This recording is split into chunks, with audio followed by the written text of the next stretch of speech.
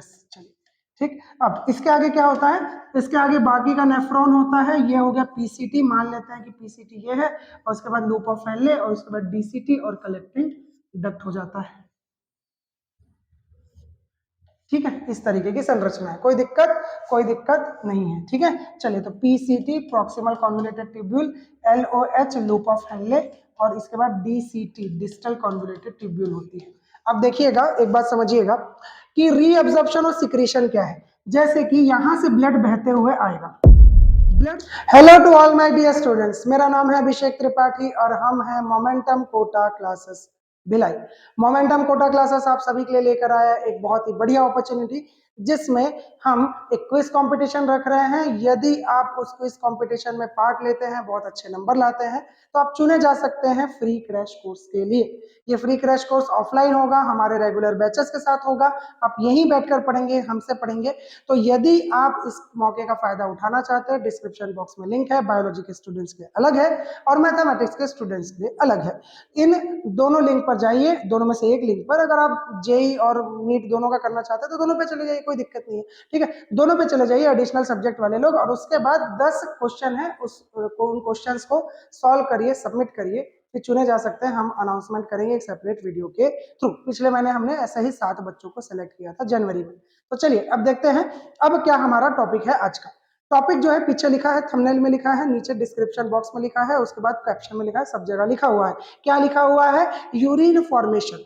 अब excretory material के जो हमारे प्रीवियस ईयर्स क्वेश्चन है excretory material and there elimination के, तो उन्हें क्वेश्चंस को देखकर मुझे ये समझ में आया कि बच्चों को एक दिक्कत आ सकती है, वो है ट्रांसपोर्ट, मीन्स ऑफ ट्रांसपोर्ट, और किस तरीके से रीअब्जॉर्प्शन कहाँ हो रहा है, सिक्रीशन कहाँ हो रहा है, रीअब्जॉर्प्शन क्या होता है, सिक्रीशन क्या होता है। ठीक है, इन सारी चीजों को हम समझ लेते हैं। बहुत ही 7, 8, 9, 10 मिनट लगेंगे, इससे ज्यादा नहीं लगेंगे, और आपको इस वीडियो में पूरी क्लैरिटी आ जाएगी एकदम 100%। देखिए अब होता क्या है कि हमारी बॉडी में यूरिन का फॉर्मेशन कुछ इस तरीके से होगा कि नेफ्रॉन के पास एक एट्रियोल जाएगी, उसका नाम है आफेरेंट एट्रियोल। क्या नाम है? आफेरेंट एट्रियोल। ठीक, ये जाएगी, ऐसे गुच्छा बनाएगी, गुच्छा बनाने के बाद बाहर निकलेगी, बाहर जब निकलेगी तब हम लोग इसको बोलेंगे ईफेरेंट एट्रियोल, ईफेरेंट एट्रियोल। और ये बीच में जो कैपिलरी का गुच्छा बन गया है, इस कैपिलरी के गुच्छे को ग्लोमेरुलस बोलते हैं, और इसके पास होता है बोमन्स कैप्सूल। ये हो गया बोमन्स कैप्सूल। ठीक है, बोमन कैप्सूल। ठीक है, ये हो गया क्या? Glomerulus, glomerulus. चलिए ठीक। अब इसके आगे क्या होता है, इसके आगे बाकी का नेफ्रॉन होता है, ये हो गया पीसीटी, मान लेते हैं कि पीसीटी ये है, और उसके बाद लूप ऑफ हेनले, और उसके बाद डीसीटी और कलेक्टिंग डक्ट हो जाता है। ठीक है, इस तरीके की संरचना है, कोई दिक्कत नहीं है। ठीक है, चलिए तो PCT proximal convoluted tubule, LOH loop of Henle, और इसके बाद डीसीटी डिस्टल कॉन्वोल्यूटेड ट्यूब्यूल होती है। अब देखिएगा, एक बात समझिएगा कि रीअब्जॉर्प्शन और सिक्रीशन क्या है। जैसे कि यहां से ब्लड बहते हुए आएगा, ब्लड जब बहते हुए आएगा, यहाँ पर ऐसे गोल गोल गोल गोल गोल गोल गोल गोल गोल घूमेगा। यहाँ पर होते हैं पोडोसाइट सेल। क्या होते हैं? Podocyte cell. ये पोडोसाइट सेल इसमें से फिल्ट्रेशन करते हैं और बोमन कैप्सूल के अंदर फिल्ट्रेट को ले जाते हैं। फिल्ट्रेशन कैसे होगा? इन कैपिलरीज में छोटे छोटे होल होते हैं, जिनको फिनिस्ट्रे कहा जाता है। फिनिस्ट्रे के ऊपर पोडोसाइट जो है वो चिपके हुए होते हैं, ऐसे पोडोसाइट चिपके हुए हैं, ऐसा मस्त। ठीक है, ये ऐसे ऑब्जर्प्शन करते चले जा रहे हैं। अब होगा क्या कि ये जितने बड़े फिनिस्ट्रे हैं, तो इनसे छोटे पार्टिकल ब्लड में से फिल्टर होकर बाहर निकलते हैं। जो पार्टिकल इस होल से बड़े हैं, इस फिनिस्ट्रे से बड़े हैं, वो ब्लड के अंदर रह जाते हैं। जैसे कि आरबीसी जो है वो ब्लड के अंदर रह जाएगा, डब्ल्यूबीसी प्लेटलेट जो है वो ब्लड के अंदर रह जाएगा, मतलब ब्लड के जो सेल है वो ब्लड के अंदर रह जाएंगे, और बचेगा तो क्या? ब्लड प्लाज्मा में घुला हुआ वाटर और न्यूट्रिएंट और एक्सक्रीटरी मटेरियल, केमिकल्स और इलेक्ट्रोलाइट्स, ये सब कुछ यहाँ पर जमा हो जाता है। न्यूट्रिएंट है, वाटर है, इलेक्ट्रोलाइट है, सारी चीजें क्या हो जाती है? यहाँ पे जमा हो जाती है। इसको कहते हैं फिल्ट्रेट। अब ये जो फिल्ट्रेशन है ये होता है ऑटोमेटिकली, फटाफट फटाफट। अब हमारे शरीर के अंदर ऑक्सीजन की कंसंट्रेशन कितनी है, CO2 की कितनी है, सोडियम की कितनी है, पानी की कितनी है, ये फिल्ट्रेशन में मापा नहीं जाता है। यानी कि बोमन कैप्सूल जो है पगला टाइप का, सब कुछ ऑब्जर्व कर लेता है। बोमन कैप्सूल को कोई लेना देना नहीं है कि आपके शरीर में पानी नहीं है, आप सुबह से उपवास करके रखे हो, आप पानी नहीं पिए, उसको कोई लेना देना नहीं है। वो क्या करता है? सब कुछ फिल्टर कर लेता है। अब आपके शरीर में मान लो कि बात पानी नहीं है या मान लेते सोडियम नहीं है, तो सोडियम आपके शरीर में कम है और ये जो है अब ये चला गया शरीर के बाहर, जो यहाँ चला गया वो शरीर के बाहर है, जो ब्लड के अंदर है वही शरीर के अंदर है, क्योंकि अब ये सीधा यूरिन बॉडी से बाहर निकलने वाला है भैया, ठीक है।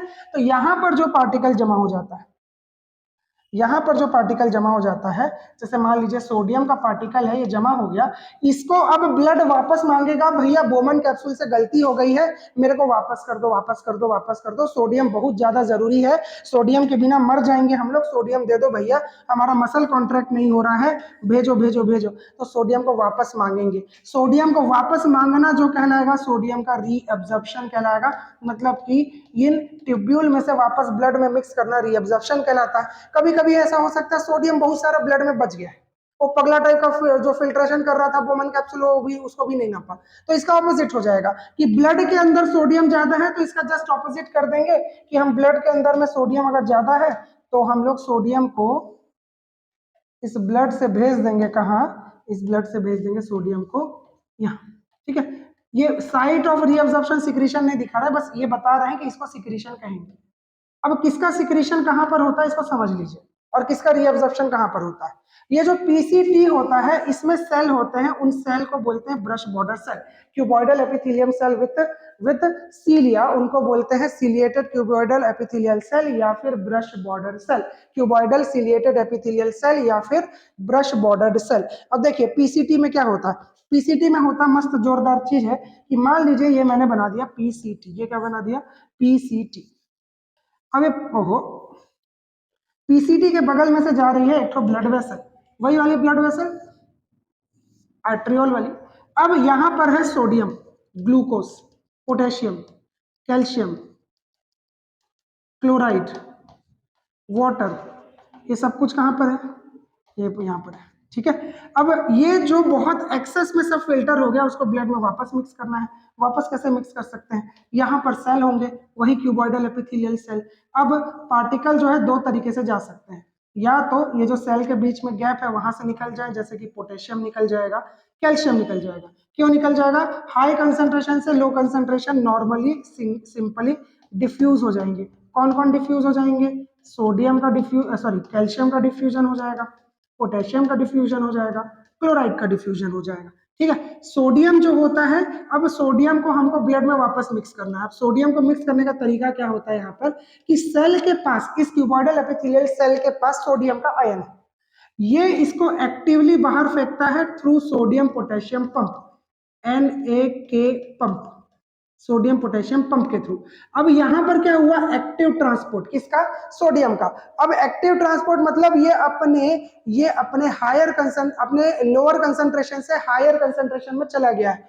अब लो से हाई में गया, ये already low concentration of sodium था, सोडियम और कम हो गया, अब इस सेल को सोडियम चाहिए, तो ये सेल अपने लिए सोडियम को अंदर ऑब्जर्व करती है थ्रू डिफ्यूजन। तो यहां पर सिंपल चैनल के थ्रू क्या होता है, चैनल के थ्रू होता है पैसिव ट्रांसपोर्ट, लेकिन यहाँ पर सोडियम पोटेशियम पंप के थ्रू क्या होता है, सोडियम पोटेशियम पंप के थ्रू होता है सोडियम का एक्टिव ट्रांसपोर्ट। तो इस जगह पर सोडियम का हुआ एक्टिव ट्रांसपोर्ट, एक्टिव ट्रांसपोर्ट, और इस एक्टिव ट्रांसपोर्ट के कारण पीछे से ल्यूमेन में से सोडियम सेल के अंदर आया। अब ल्यूमेन के अंदर जब सोडियम आ रहा होता है तो अपने साथ ग्लूकोज को भी ले जाता है। अब सोडियम का एक्टिव ट्रांसपोर्ट हुआ तो ग्लूकोज भी अंदर इसीलिए गया है क्योंकि सोडियम यहां से एक्टिवली बाहर गया है। अगर सोडियम ही बाहर नहीं जाता, यहाँ का सोडियम अंदर नहीं जाता, यहाँ का सोडियम अंदर नहीं जाता, तो ये ग्लूकोज अंदर नहीं जाता। तो टेक्निकली ग्लूकोज का भी एक्टिव ट्रांसपोर्ट हुआ है, लेकिन किसके कारण, वो थोड़ी नहीं बोला कि मेरे लिए एटीपी खर्चा करो, बोला क्या, वो नहीं बोला ना। तो किसका होगा, सोडियम वाले को हम बोलेंगे प्राइमरी, और जिसके चक्कर में ये फंस गया फालतू का, इसको बोलेंगे सेकेंडरी एक्टिव ट्रांसपोर्ट। ठीक, सोडियम के अलावा पानी, पोटेशियम, क्लोराइड, ये सब ये लोगों का क्या हो गया, डिफ्यूजन हो गया, डिफ्यूज हो जाएंगे। वाटर जो है इसका होता है ऑस्मोसिस। ऑस्मोसिस आप जानते हैं कि अगर जिस तरफ सॉल्यूट जाएगा उस तरफ क्या जाएगा, उस तरफ चला जाएगा हमारा वाटर। अब ये सब कुछ कहाँ हुआ, केवल पीसीटी में। जब हम लूप ऑफ हेनले में पहुंचते हैं तो लूप ऑफ हेनले में दो चीजें हैं, एक है लूप ऑफ हेनले का नीचे जाता हुआ हिस्सा जिसको डिसेंडिंग लूप ऑफ हेनले बोलते हैं, DLOH, और इसको ऊपर जाता हुआ असेंडिंग लूप ऑफ हेनले बोलते हैं, ALOH। ये जो डिसेंडिंग वाला है यहाँ से केवल पानी जा सकता है, केवल पानी, ठीक। और यहां पर से केवल इलेक्ट्रोलाइट, केवल इलेक्ट्रोलाइट। इलेक्ट्रोलाइट क्या होता है सर? इलेक्ट्रोलाइट वही यार, आयन। इलेक्ट्रोलाइट मतलब वही जिससे इलेक्ट्रिसिटी निकाली जा सकती है, सोडियम, पोटेशियम, क्लोराइड, कैल्शियम, ये सब क्या है? इलेक्ट्रोलाइट। तो ये लोग भी क्या हो जाते हैं? डिफ्यूज हो जाते हैं। यहाँ पर भी क्या होगा? डिफ्यूजन। यहाँ पर सोडियम का भी क्या होगा? डिफ्यूजन। केवल पीसीटी में होता है एक्टिव ट्रांसपोर्ट। इसके बाद आ जाते हैं डीसीटी, और डीसीटी में और सीडी में, दोनों जगह, डीसीटी और सीडी दोनों जगह क्या होगा? यहाँ से पानी बाहर निकलेगा। बस सिंपल सा, ये तीन जगह से केवल पानी बाहर निकल रहा है, डीसीटी से, सीडी से और डिसेंडिंग लूप ऑफ एलए से।